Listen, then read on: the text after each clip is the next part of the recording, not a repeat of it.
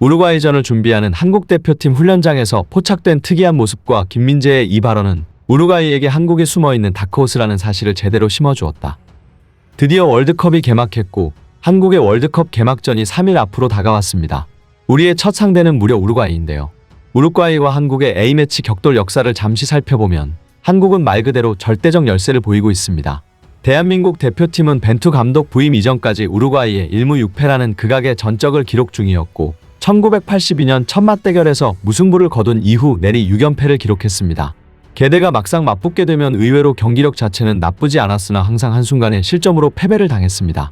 브라질과 독일, 이탈리아 등 세계 강호들조차도 한국 대표팀의 최소 한 번은 무너진 적이 있었으나 이 정도로 한국이 극악의 열세를 보이는 팀은 사실상 우루과이 하나입니다.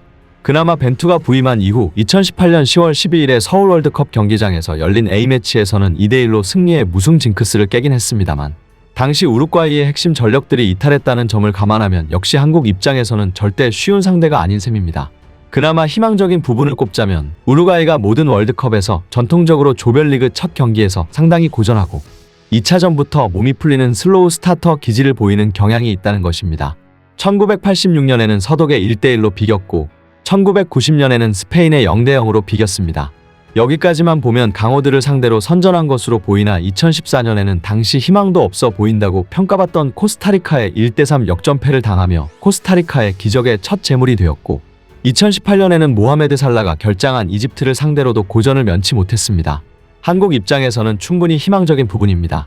본선 첫 경기이고 조별리그 모든 경기가 다 중요하지만 우루과이전이 제일 중요합니다. 만약 한국이 낮은 확률을 뚫고 우루과이의 승리를 거둘 수 있다면 그 1승은 다른 경기의 1승보다 굉장히 값질 것이고 우루과이를 상대로 1승을 거둔다면 16강행 가능성이 급격히 치솟을 것입니다. 낮은 확률을 뚫고 무승부만 거둔다 해도 괜찮은 구도는 나옵니다. 다만 낮은 확률을 극복하지 못하고 1패를 거둔다면 그 1패는 다른 경기의 1패보다 데미지가 클 수밖에 없습니다. 이럴 경우 한국이 월드컵에 10번 나갈 동안 단 한 번도 이겨본 적 없는 2차전에서 가나를 무조건 잡아야 한다는 부담감이 커집니다. 설령 한국이 10번째 대회 만에 가나를 잡는다 치더라도 각 포지션별 월드 클래스급 선수들이 가득 모여있는 포르투갈을 3차전에서 만나야 하기에 말 그대로 최악의 상황에 처하게 됩니다. 그렇다면 한국 입장에서 우루과이전 필승 전략은 무엇일까요? 우루과이는 공격 파괴력이 압도적이고 중원 역시 탄탄한 가운데 포백 수비력도 뛰어나다는 강점을 가지고 있습니다. 결국 이는 우루과이의 공수 안정성을 뒷받침해주는 지렛대로 작용하며 전체적으로 짧고 선이 굵은 플레이를 전개 경기를 운영합니다. 이런 우루과이 강점은 한국에게는 대단히 부담스러운 축구로 그 어느 때보다 벤투 감독의 효과적인 전술 선택에 의한 전략이 요구되는 시점입니다. 즉 공격적인 축구냐 수비적인 축구냐는 물론 수비 포메이션의 3백, 4백 선택이 관건입니다. 그런데 우루과이는 한국과 경기 일정이 잡혔을 때부터 한국을 최고의 상대라고 평가했습니다. 왜냐하면 우루과이도 벤투 감독이 고집이 센 감독이라는 것을 알고 있고 한국은 그동안 팀 핵심 전술 추구에 의한 후방 공격 빌드업에 의한 경기 지배와 더불어 수비 포백하의 풀백들의 적극적인 공격 가담 축구를 구사했는데 이런 공격적인 축구는 우루과이의 좋은 먹잇감이기 때문입니다. 따라서 우루과이는 벤투 감독이 플랜 B가 없고 공격 축구를 하는 감독이라는 점에서 한국을 반드시 1승을 챙겨야 하는 상대로 본 것입니다. 하지만 우루과이는 마지막 공식 평가전에서 벤투호에서 뜻밖의 요소를 하나 발견했습니다. 벤투 감독이 지난 11일 아이슬란드와 치른 출정식을 겸한 평가전에서 파격적인 3백 수비 전술을 선보인 것입니다. 이것은 당연히 우루과이를 의식한 전술이었습니다. 당초 벤투 감독은 강팀을 상대로도 수비 전술을 쓰지 않을 것이다라는 예상이 덜어 있었는데 확실히 우루과이 맞춤 수비 전술을 준비하고 있었던 것입니다. 하지만 그럼에도 불구하고 4년 동안 단 5번밖에 사용하지 않은 3백 전술로 우루과이를 상대하는 데에는 위험 부담이 있습니다. 따라서 가장 이상적인 것은 우루과이를 상대하여 수비 축구로 대응한다면 벤투 감독은 위험 부담이 뒤따르는 3백보다는 그동안 팀 핵심 전술의 기조를 이어나가는 수비 포백 전술로 수비 축구에 임하는 것입니다. 이는 선수들이 잘하는 것을 더욱 잘할 수 있도록 하는 방법이기 때문입니다.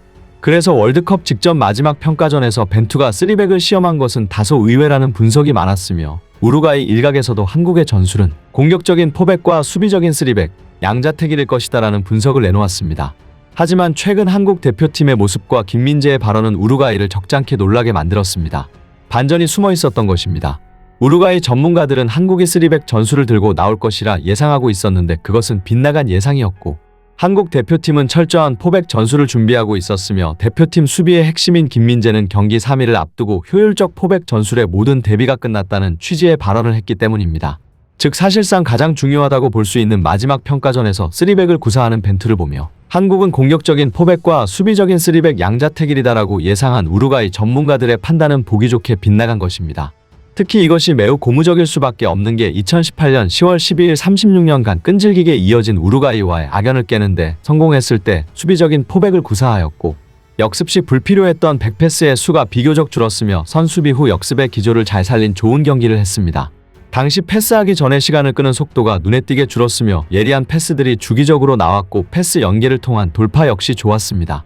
우루과이전 벤투호를 기대해 볼 수 있는 이유입니다. 영국 BBC도 2022 카타르 월드컵 H조 첫 경기에서 한국과 우루과이의 무승부를 예상해 화제를 모으고 있습니다. 객관적인 전력상 우루과이가 앞선다는 일반적인 예상과는 다른 전망입니다. 한국과 우루과이 모두에게 1차전이라는 경기에 대한 의미와 가치성은 높습니다. 그러나 전술, 전략 이전에 누가 얼마나 침착하고 냉정하게 경기를 운영하느냐에 따라 승패가 엇갈릴 수도 있습니다. 이는 1차전 승패가 16강 진출 여부의 가늠자가 될 수 있기 때문입니다.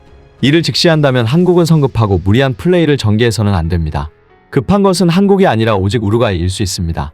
우루과이도 한국을 상대로 긴장하고 있습니다. 또한 한국은 어떠한 상황에서도 분위기와 경기 흐름에 의한 리듬을 이어가도록 집중력을 잃지 말아야 합니다. 실로 한국이 승리를 보장받을 수 있는 조건은 벤투 감독의 지략까지 포함됩니다. 그래서 우루과이전 승패 결과에 벤투 감독의 최종 지도력 평가도 결정지어져 우루과이전에 쏠리는 관심은 그 어느 때보다도 높습니다. 이제 3일 앞으로 다가온 우루과이전 벤투호의 선전을 기원합니다. 끝까지 시청해주셔서 감사합니다. 구독과 좋아요 꼭 좀 부탁드리며 다음에 다른 영상으로 찾아뵙도록 하겠습니다.